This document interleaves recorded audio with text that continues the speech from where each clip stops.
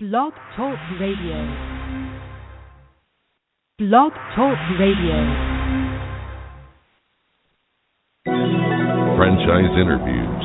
From Easton, Pennsylvania to Sydney, Australia, you're listening to Franchise Interviews. Franchise Interviews.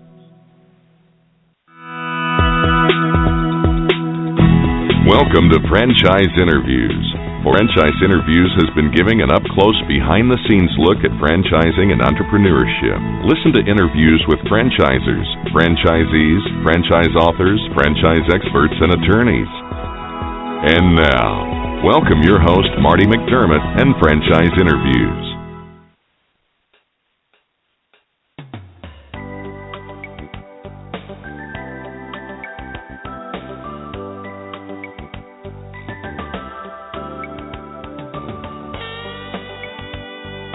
Hi everyone, and welcome to a very special edition of Franchise Interviews, where for over 8 years, we've been asking the Franchpreneurs all-in-one.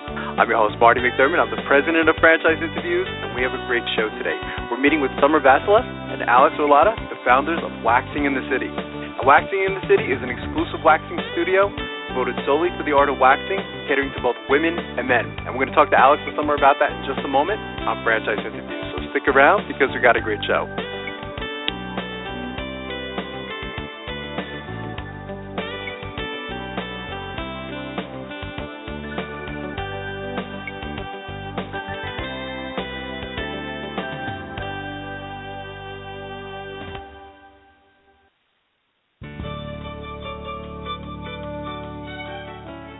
Are you one of those special people who are willing to go after your dreams and goals?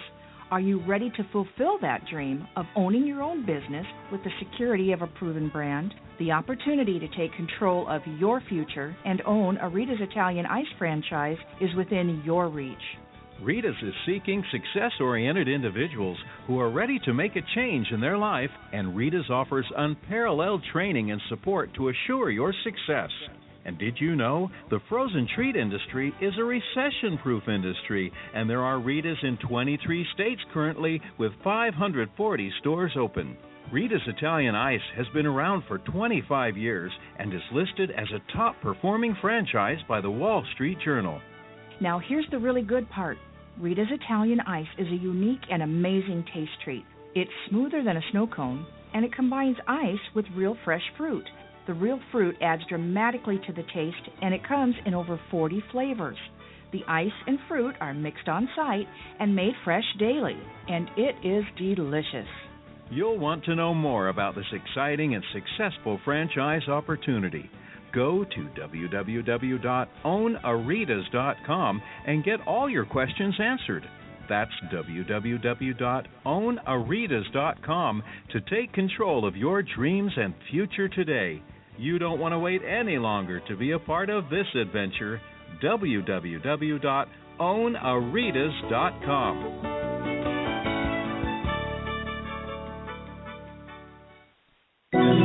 Franchise interviews. From Easton, Pennsylvania to Sydney, Australia, you're listening to Franchise Interviews. Franchise Interviews.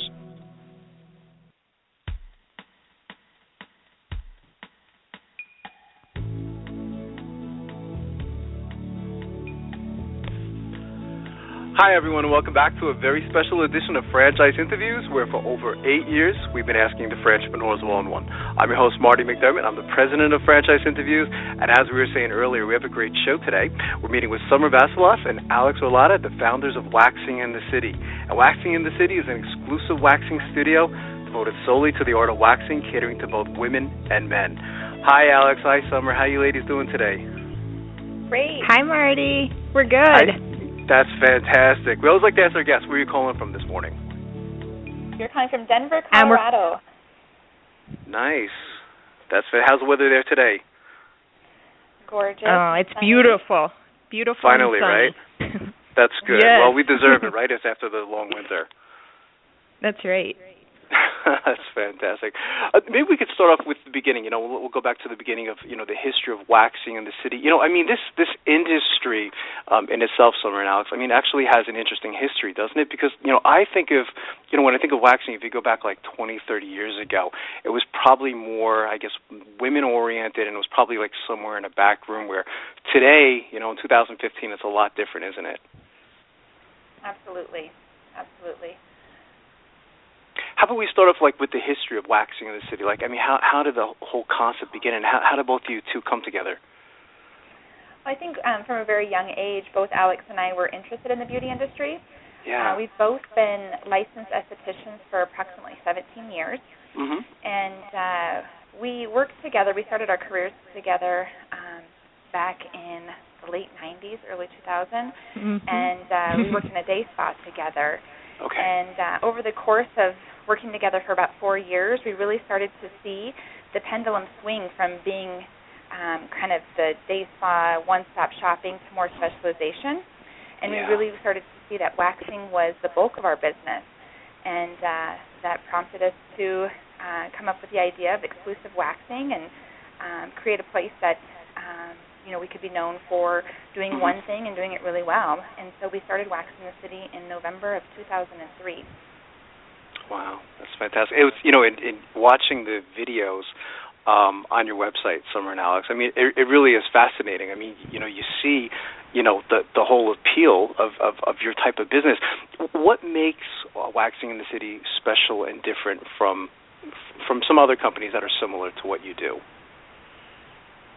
I think it makes us what makes us different is that our company was created based on the idea that customers weren't receiving a waxing experience that was specialized to their needs and their wants and their comfort level, and just even a general knowledge of the service.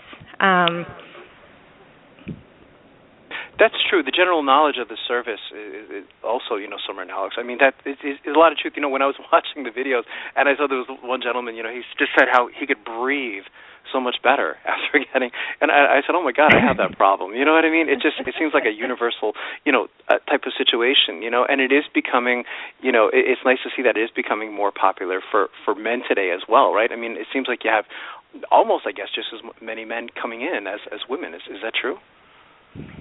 Yeah, absolutely. Waxing is for everyone, and I think the male clientele has definitely grown. I would say it's about 25% of our business currently, but not only for men, but for people of all ages. So we have tweens waxing.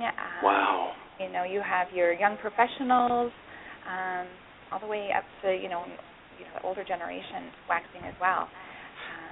We have clients in their 80s as well. That's amazing. When you think of the size of that industry, when you're mentioning, tweens all the way up to, the mature audience, the market is pretty huge. How big is your industry, Summer and Alex? Are there any numbers yet on the industry? I would say that it's $1 billion industry for sure. Mm-hmm. Yeah. The annual growth is estimated at about 7.6% over the next 10 to 15 years. Yeah. And currently, there are no companies with a dominant market share in this industry, which really, leaves Wax in the City an opportunity for rapid growth. Yeah. That's fantastic. How do you describe the franchise to someone? If both you ladies were at like a big franchise show and someone came up to your booth and they said, so what do you do? How do you typically respond to the question? I would have to say, to start off, Wax in the City franchise system is support. Mm-hmm. That's really that's what we're here for. We have departments as far as construction and development to marketing to real estate, and our number one job is to support a franchisee from the start all the way to finish. We have ongoing training, consultants that to help through every step of the process, from start to ongoing. Yeah, and you could see that, what I like about this business too. To me, again, it seems like it's almost in studying the business model anyway. It's almost like an addiction, or once you start having waxing done, it seems to me like there's this repeat sale factor, where your guests or your clients come in on a more frequent basis, don't they? It's definitely a lifestyle. For sure. Yeah, absolutely. Where I think in the past, when I was reading about the history of the industry, it was more, if you went back 20 or 30 years ago, it was done more like on a special occasion, whether it was a wedding or something like that, where today it has just become, it's certainly more commonplace. One of the questions we like to ask our guests on the show, it kind of stumps them a bit sometimes, what's been some of the most interesting things that have happened to you, Summer and Alex? And I'll start with Summer first. I think it's definitely the growth of waxing the city, and and just franchising and the acquisition with Anytime Fitness. The franchise. Did you picture yourselves franchising, Summer and Alex? I mean, when you first started this whole concept, where the company is today. I mean, did you have any vision that this is where you would be, and franchising the concept across the United States? Not initially. But just over time, it grew from one studio to two to three, and then we ended up expanding into to Dallas, Texas, and that's when it really became apparent that this was a model that was franchisable, and we wanted to be able to allow others to be part of this growth and ownership, and so we look towards franchising. That's great. Alex, how about yourself? Anything interesting that stands out over the years? Over the years, I think what's been interesting is to see the passion from other people for waxing the city. It's been something that's been so near and dear to Summer and myself for so long, and now to see other people really having that same passion and that drive to make waxing the city successful. Yeah, that's fantastic. Anytime Fitness is a partnership that you guys became involved with, and they're really, I guess we could say like they're experts in franchising. Since they've started and where they are today. Maybe you could tell us a little bit about the partnership that you have with Anytime Fitness. Well, as far as the partnership with Anytime Fitness, I don't know. It's been a really easy transition, and I think it's due to our shared values. Yeah. We couldn't be more. Oh, go ahead, Summer. I was going to say they've really helped Wax in the City grow rapidly with having all of the experience, and they're really, a powerhouse when it comes to franchising. That's true. And it seems like a relatable business, right? I mean, it's, at first I was like thinking of, how the two kind of matched together, but when I was listening to the interview with the founders of Anytime Fitness, you can see how there's kind of like a match in what they kind of saw in your business as well. That people are conscious of how they look, and their physical appearance and things like that. It's very important. So it seemed like it was a very interesting match of the two companies kind of like working together in this whole concept. Oh, for sure. I think that waxing, sometimes people don't they don't see the relationship that you have with your technicians, and how a simple eyebrow wax can leave you feeling great for the rest of the day. Yeah, it's true. Maybe we could jump to your franchisees. I've had the opportunity of seeing some of the videos of interviews with some of your franchisees. What types of characteristics do you look for in your franchisees, Alex and Summer? I think, financially qualified, business savvy women or men who have a passion for providing consumers with highly specialized waxing experiences. Individuals who are hardworking, energetic. Yeah.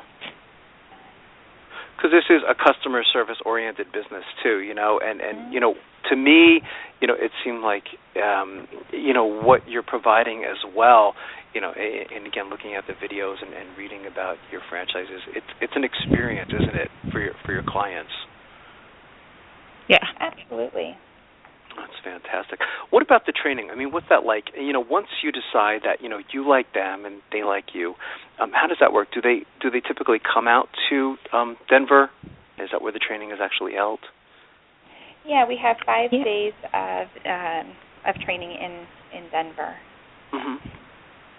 And it looks like it's easy to learn too, Summer and Alex. Not to say, but I mean, again, in watching, off the website, it didn't look like it was a difficult concept to learn, which made so much sense in why, the concept is certainly, franchisable. It was a week, of course, learning, the business ins and outs and things like that. But what fascinated me, too, is it didn't look like it was painful. Like when your guests were, in the place and, they were getting something done, it didn't look like there was too much pain involved in the process. There's always that great movie scene, I'm sure everyone talks about it, when they come in, the 40-year-old virgin, where he's getting his chest waxed, and, making it look like it's this painful experience. But it didn't seem that way at all with your guests. It seemed like a very painless type of concept. Well, I think that's where we wanted to, that's where we differentiate ourselves. Is we've always really focused on our training and how can we minimize this, this service that people have always looked at as like this torturous thing, and actually turn it into a really great experience, with minimizing that pain and having great relationships with our clients. Yeah, absolutely. What would a typical day be like for a franchisee? I mean, like, how does that work, from like the morning to, the middle of the day to, I guess closing up at the end of the day? How do you typically describe that? Well, for me, I don't think there is a typical day in the studio. Which is good. I think that's what's kind of fun. I think that's what's fun about our industry is that you're constantly meeting, new, interesting people every day, and it's like every day holds something new in wax in the city. Right, which is fantastic. You're both, in studying both of your backgrounds, to me, I mean, you came off as being entrepreneurs, and the majority of our listeners, we call them aspiring franchipreneurs. I mean, most of them have it in their mind that they want to get into franchising, but they find it very difficult because there's just so much out there to choose from. What advice would both you ladies give to our listeners in their quest to buy a franchise?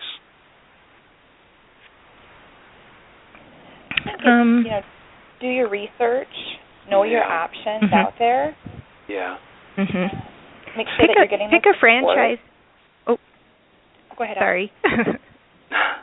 I was just going to say, pick a franchise that you believe in and and that you're passionate about, and you see the same from that franchisor.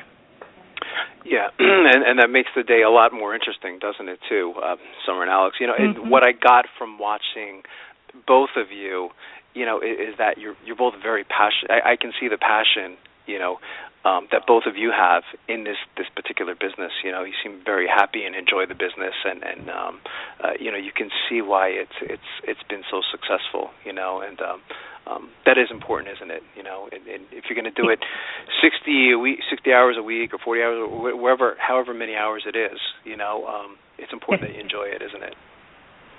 Absolutely. That's fantastic. So what are the plans for the future? I mean, where do you see, waxing in the city maybe 3 to 5 years down the road? We expect to have, I would say, 350 locations open in the next 5 years. We have locations across the U.S. currently, and, with Anytime Fitness, they're a world-renowned franchise. So, we'd like to probably enter the international market at some point as well. Wow. What will that feel like for both of you? I mean, it must be interesting, to start it off with one, unit and then, already talk about, the whole international concept because, as you said, this is a franchisable concept. It's not difficult. I mean, it could be really anywhere and everywhere, couldn't it? Absolutely. Yeah. That's fantastic. How about the location? I mean, is there a certain amount of space required, to open up a waxing in the city? And do you need to be on that main strip of, Main Street, USA? Yeah, I would say you would look for Class A real estate. and typically around 1,800 square feet. Wow, that's great. 1,500 to 1,800. So. Right, which isn't a lot, is it? Summer and Alex, I guess what I'm saying is to find that, type of location probably wouldn't be as difficult, which is fantastic. Yeah. That's great. How do our listeners go about getting more information about becoming a franchisee to Waxing in the City? Any websites that they should go to, or any numbers you want to plug? I would say go to waxingthecity.com. Okay. And hit the franchise tab, how to franchise, and it will direct you to who you need to meet with. That's fantastic. I want to thank you once again, Summer and Alex, for coming on the show, and I'd really like to invite you back next year as you continue to grow. I think this is a wonderful concept, and we're certainly going to keep our eye on you. Great. Thank you, Marty. All right. Thank you, Marty. Thanks, Summer. Thanks, Alex. Have a great day, and we'll be right back with more franchise interviews. Franchise interviews. From Easton, Pennsylvania to Sydney, Australia, you're listening to Franchise Interviews. Franchise Interviews. Franchisers, are you looking to reach aspiring entrepreneurs looking to buy a franchise? Are you looking to reach a highly educated audience on franchising? For over 8 years, Franchise Interviews has been giving an up-close, behind-the-scenes look at franchising and entrepreneurship through our website, franchiseinterviews.com, where you can hear and read interviews as well as get tips from some of the most successful sources in franchising. Our weekly franchise radio show where each week you get to hear a new interview with franchisers, franchisees, franchise authors, franchise experts, and attorneys, and our podcast, Great Quotes in Franchising. For more information, go to franchiseinterviews.com or call us at 610-905-2919. That's 610-905-2919. Are you looking for a franchise that delivers? Businesses will always need shipping, and for more than 25 years, loyal customers have depended on Unishippers for reliable savings and exceptional customer service. Unishippers is focused on just one thing, helping small and medium-sized businesses save time and money on all their shipping needs. And as the largest reseller of complete shipping services in the country, we have the buying power to ensure that we succeed. The Unishippers franchise offers low startup costs, no equipment or real estate required because they're not retail, residual income, and a quality of life and work-life balance. For more information on becoming a Unishippers franchisee, go to www.unishippers.com and click Franchise Opportunities or call Franchise Development at 801-708-5822. That's 801-708-5822. Hi, everyone, and welcome to another edition of Great Quotes in Franchising, where each podcast you get to hear a great quote in franchising. We've been hosting franchise interviews now almost 6 years, and during that time, we've had some incredible quotes on the show. Today, you're going to get to hear from Karol Mercurio, and she talks about a subject that we talk frequently on the show, which is following the franchise system. She gives a lot of great other advice in addition to aspiring entrepreneurs, but I just thought her advice was fantastic. So here we go with Karol Mercurio, franchise consultant. It is, because success means different things to different people. Right. There are people that could be very happy making $40,000, $50,000 a year, and there's others that would just never tolerate that. So you have to pick the right opportunity. It's going to meet not just your personal goals, but your income potential as well. You have to like what you're doing, and most of the time that'll turn into making more money. So. Oh, definitely. And, the truth is that franchising really isn't for everyone. It's, Michael Gerber, one of your guests who is one of my heroes, so to speak. Right. I love his book. I recommend his book all the time. Yeah. And as he says, there's a difference between an entrepreneur and what he calls a technician. Oh, absolutely. So, and we'll go into that if you want to move forward in Sure, slide. absolutely. We'll go to the next slide, and that's slide 4, Karol says, that's all great, but... Do you have what it takes? And, right. and that's really what this presentation will help people do. When I do this presentation live, it takes about 2 hours, and, There are people at the end of the presentation will run to the front door and can't get out fast enough. They're scared to death. Or you have those folks that just linger on because they really want to learn more and educate themselves to see if this is the right fit for them. But there's a lot to figure out, before you actually can pull the trigger and make that decision. And as you mentioned just previously, the due diligence is imperative. You have to do a good job of figuring that out. Is it the right connection personally, and are you connecting with a company that you feel is a comfortable marriage between the two of you? Absolutely. Right. And so that's what we're going to do, is help determine if this is, in fact, the right path to explore. And then we can move on to motivation. Okay. And, for me, I think motivation is really, really a major component of this whole process. I agree. If you're not motivated to do this, don't do it. If somebody tells you should do it for a variety of different reasons, but it's not your own passion, right, you probably won't do well at it. And, there's two different types of motivation. There's positive motivation and there's negative motivation. So you have to think of it, is it an inspiration? Are you inspired to do this, or are you desperate to do this? There's a big difference here.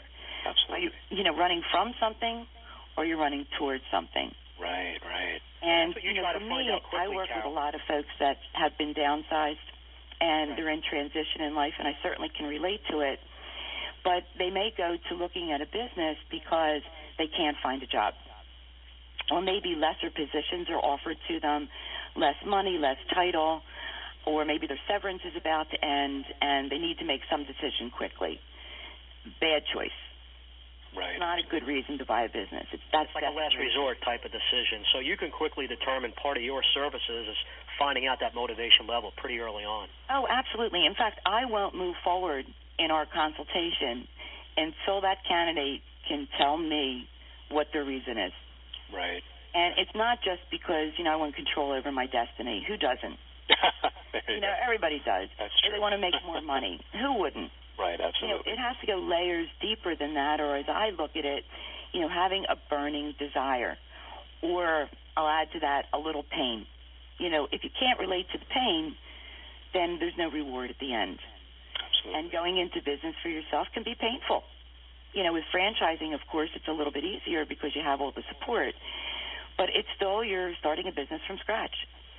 That's and you what have Marty to and I really always want talk it. About. Right. I'm sorry? Right. We always talk about that, that there's no guarantee of success, but if you follow the system, work hard, look at the stats we just went over. I mean, the failure rate's so low. And then with getting the right match, consultation from someone like yourself, and, you should be okay. Well, and it's true. And, the systems that are in place with franchising are the major reasons why people gravitate to franchising. But if you're not the personality to follow a system, and you're more of that entrepreneur, as Michael Gerber would say, the best way to describe it is you can't paint the golden arches green. Right. It just won't work. Either you follow the system and you'll be successful or not. But most importantly, there has to be a motivation. And everyone's motivation is different. The way I help people see things is if you look down the road, say the next 3-5 years from today, how do you see your life being different, if at all? Right. What do you want to accomplish?